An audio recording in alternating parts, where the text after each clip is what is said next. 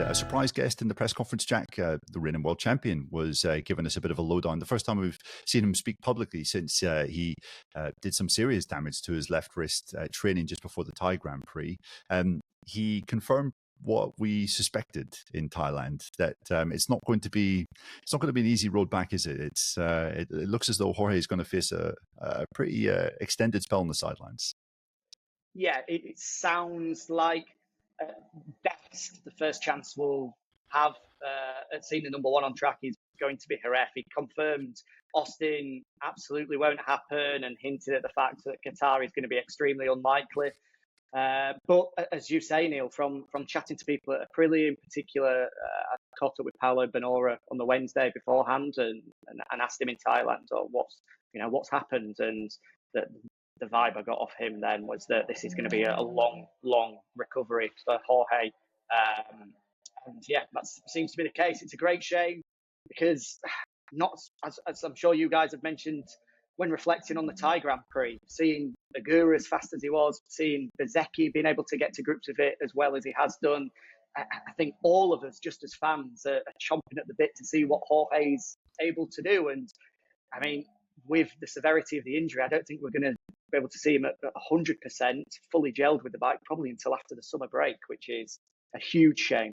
But these things happen. And I think the good news is that he's, as he said, listening to his body. He's not rushing back. He wants to make sure that when he does return, he's not in a position where he can do any further damage, which obviously will then affect his career going forward.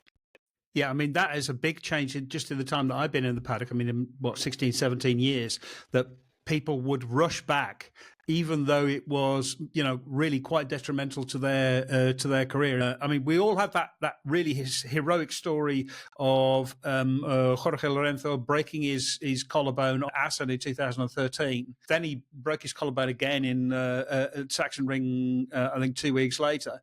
But he hung on until the end of the season, but then that really had a huge impact on him over the winter of 2013, 2014. And it took him, a long time just to recover mentally from that sort of thing. So actually to take the time off is really healthy, I think. And also it takes a lot of the pressure off of Jorge Martin, because if Martin had sort of come back after one or two races, he might still have felt the need to try to defend the number one plate. Now, the title's gone, and that means that he can actually focus on adapting to the bike, working on the bike, getting the right feedback to make the bike better, and then making a real serious charge for the championship next year. Which, I mean, it's really sad not to see the number one plate, especially because the bike is obviously so good.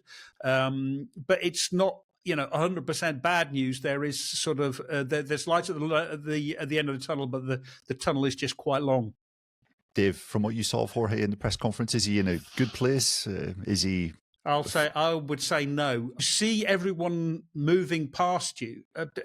Speaking as an older man, you sort of it's something you see. You see your colleagues sort of catch up to you and start to surpass you. When you are the world champion, when you're young, when you're still that competitive, it's really, really hard to cope with that kind of pressure. To see these, this is happening without him. He wants to be there. He hates losing, and it's even worse losing when you just, you simply can't compete.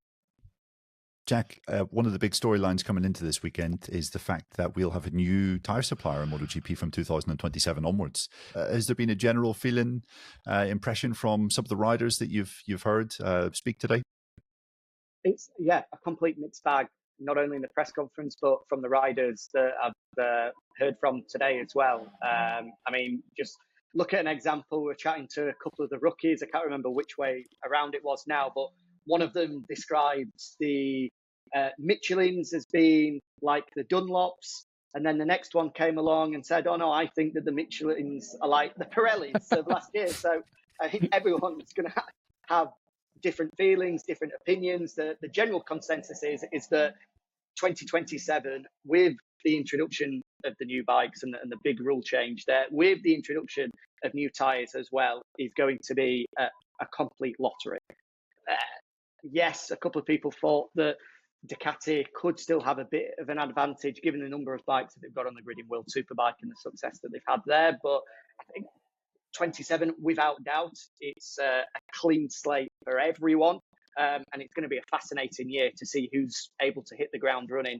Similar to what we saw in Moto2 in particular. I think Moto3, we saw pretty much what we expected, but Moto2, the amount of different winners and the way in which it shifted from speed up, and then Kalex eventually catching and surpassing at the end of the year. With 5 manufacturers, I think we could see huge swings throughout the year. Who manages to get to grips with them better, and then how the development and the understanding of them progresses throughout the season.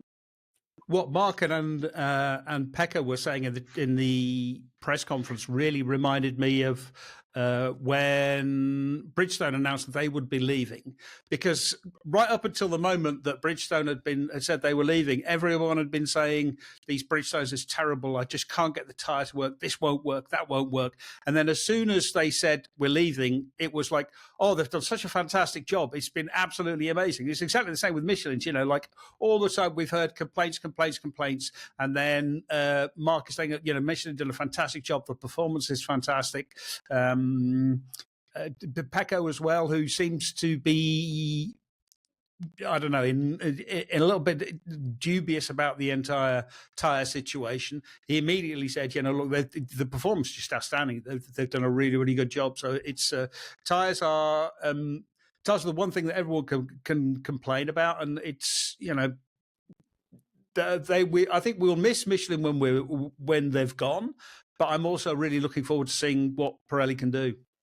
Yeah, I managed to catch up with Giorgio Barbier from Pirelli last week, and he told me that at this moment he doesn't expect them to deviate too much from their current manufacturing process of production tires. He doesn't think it'll be a massive departure from the tires that they use in World Superbikes, and obviously the shift in capacity in MotoGP is a factor in that. That's his impression at the moment, so that's something quite interesting to bear in mind. Jack, just finally before you go, I know there's a lot of Malbec to be drunk and a lot of red meat to be eaten, but this weekend a lot of people are saying Marquez is the man, understandably so, considering his performance in 2019, but that was 6 years ago.